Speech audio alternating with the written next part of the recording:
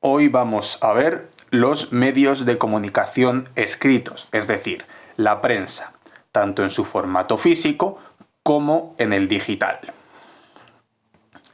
La prensa es el medio de información más antiguo y longevo de los que se emplean en la actualidad, aunque ha sufrido muchos cambios desde sus orígenes hasta ahora.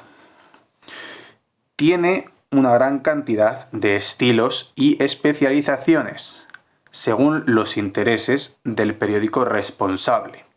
Algunos periódicos se centran en un tipo de prensa y de especialidades, mientras que otros son más genéricos y usan todos los estilos disponibles.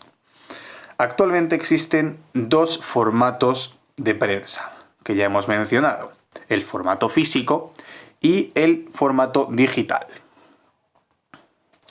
El periódico es el formato físico de la prensa. Recibe este nombre porque se publica de forma regular. Debido a su proceso de preparación, no es tan inmediato el periódico como otros medios informativos. Es decir, requiere un proceso de edición y revisión muy cuidadoso para evitar posibles errores.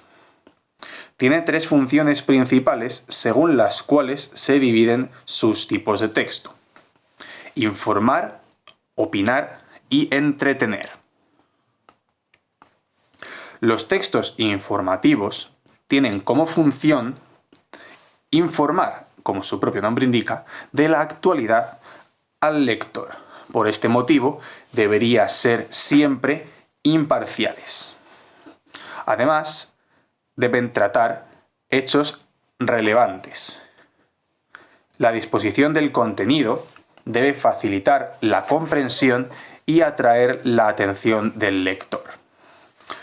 Estos textos son la noticia, el reportaje, la entrevista y la documentación.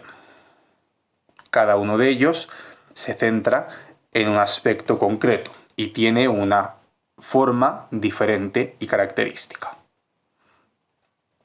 Los siguientes son los textos de opinión. Por lo tanto, buscan convencer al lector.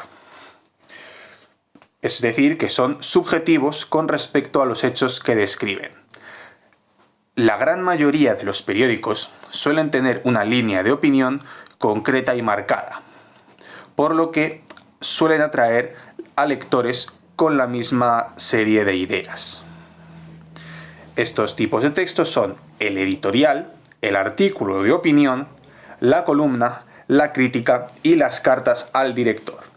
Estos últimos no suelen reflejar la opinión del periódico en sí, sino de sus lectores.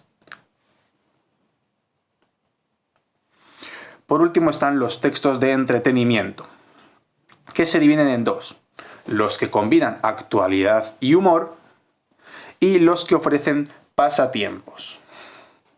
Su finalidad es entretener y divertir a los lectores, aunque en ocasiones también muestran las opiniones del periódico, según la elección de temas o cómo tratan algunos hechos de actualidad. Generalmente estos son los de actualidad y humor. Los pasatiempos suelen ser más imparciales. Algunos de estos textos son la tira cómica, los crucigramas y el horóscopo, aunque hay más, muchos más. La estructura del periódico es bastante compleja, pero solamente comentaremos lo más destacado. Para empezar están la portada y la contraportada, que son respectivamente la primera y la última página del periódico. Suelen incluir las noticias más importantes en la portada y la contraportada da el cierre al periódico.